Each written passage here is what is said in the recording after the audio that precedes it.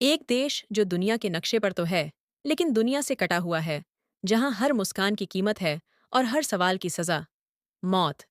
ये कहानी है उत्तर कोरिया की और उसके सबसे रहस्यमयी नेता किम जोंग की एक तानाशाह, जिसकी सत्ता के नीचे दबी है पूरी एक पीढ़ी।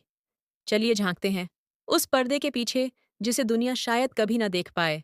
किम जोंग, उनका जन्म 1984 में हुआ था। उत्तर कोरिया के संस्थापक किम इलसंग का पोता और किम जोंग इल का बेटा। उसने स्विट्जरलैंड में पढ़ाई की, लेकिन फिर लौट आया उस धरती पर जहां उसका भाग्य तय हो चुका था, एक तानाशाह बनने का। 2011 में पिता की मृत्यु के बाद उसने सत्ता संभाली और उसके बाद दुनिया ने देखा एक और निरंकुश शासन का द्वार। उसकी मुस्कान के पीछे छुपी होती है भय की तलवार, क्योंकि सत्ता में बने रहने के लिए वह किसी को भी मिटा सकता है, यहाँ तक कि अपने ही परिवार को। उत्तर कोरिया में आम नागरिकों की जिंदगी कैसी है, इसकी कल्पना भी मुश्किल है। सरकार तय करती है आप कहाँ रहेंगे, क्या पहनेंगे, क्या खाएंगे और क्या सोचेंगे। टीवी पर सिर्फ वही दिखता है जो सरकार दिखाना चाहती है। कोई इंटरनेट नहीं, कोई बाहरी दुनिया से संपर्क नहीं। लोग एक बबल में जीते हैं जिसे किम बनाता है और तोड़ता है। शहरों से बाहर के गांव में तो हालात और भी भयावह हैं। बिजली नहीं, दवा नहीं और ना ही पर्याप्त खाना। यहाँ तक कि कई बार भूख से मौत तक हो जाती है, लेकिन सरकार उसे मानती नहीं। यह महिलाओं के लिए जीवन और भी मुश्किल है। हालांकि सरकार कहती है कि पुरुष और महिला बराबर हैं, लेकिन सच्चाई कुछ और ही है। महिलाओं को कई बार कम वेतन पर काम करना पड़ता है, उन्हें सशस्त्र बलों में जबरन भर्ती किया जाता है और यौन शोषण की घटनाएं आम हैं। खासकर बॉर्डर क्षेत्रों और जेलों में जो महिलाएं चीन भाग जाती हैं, उन्हें मानव तस्करी का शिकार बनना पड़ता है और जो पकड़ी जाती हैं, उन्हें यातना शिविरों में भेजा जाता है। पुरुषों को मजबूरी में मिलिट्री सर्विस करनी पड़ती है। लगभग 10 साल तक इस दौरान उन्हें घर परिवार और जिंदगी सब पीछे छोड़ना पड़ता है। उत्तर कोरिया में कई लोग जबरन श्रमिक बनाकर काम पर लगाए जाते हैं। सरकारी आदेश से लाखों लोग खेतों, फैक्ट्रियों और कोयला खदानों में दिन रात खटते हैं।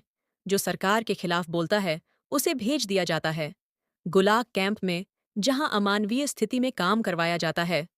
कुछ लोगों को तो उनके पूरे परिवार के साथ सजा दी जाती है, जिसे वहां 3 पीढ़ियों की सजा कहते हैं।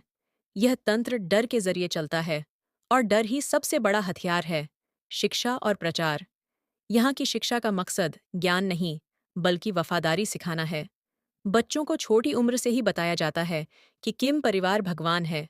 हर घर, हर स्कूल, हर दफ्तर में किम जोंग उनकी तस्वीर जरूरी है। हर सुबह उन्हें झुककर सलाम करना पड़ता है। लोगों के दिमाग को काबू में रखने के लिए सरकार केवल वही बातें पढ़ाती है जो उसे सत्ता में बनाए रखे। यहाँ तक कि इतिहास भी बदल दिया जाता है ताकि सच्चाई कभी लोगों के सामने ना आ सके। लेकिन हर अंधेरे में एक रोशनी होती है।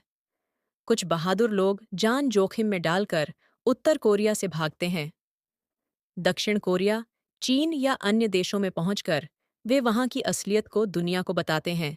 यूट्यूब, किताबों और इंटरव्यूज के जरिए अब धीरे धीरे दुनिया जान रही है कि उत्तर कोरिया के अंदर क्या हो रहा है। दुनिया भर की संस्थाएं इन भागे हुए लोगों की मदद करती हैं और इस क्रूर शासन को रोकने की कोशिश कर रही हैं। उत्तर कोरिया की कहानी सिर्फ एक तानाशाह की नहीं है, यही उन करोड़ों लोगों की कहानी है जो आज़ादी के लिए तरस रहे हैं। एक ऐसा देश जहां सोचने की भी आज़ादी नहीं। किम जोंग उन आज भी सत्ता में है, लेकिन सवाल यह है कि कब तक एक आदमी एक पूरे देश को बंधक बनाए रखेगा। और क्या कभी वह दिन आएगा जब उत्तर कोरिया भी खुली हवा में सांस ले सकेगा? शायद हाँ, अगर दुनिया आंखें खोलकर देखे और आवाज उठाए। यह डॉक्यूमेंट्री एक खिड़की है उस दुनिया की ओर जहां लोग जीते हैं, लेकिन सिर्फ शरीर से, क्योंकि आत्मा तो कब की कैद हो चुकी है।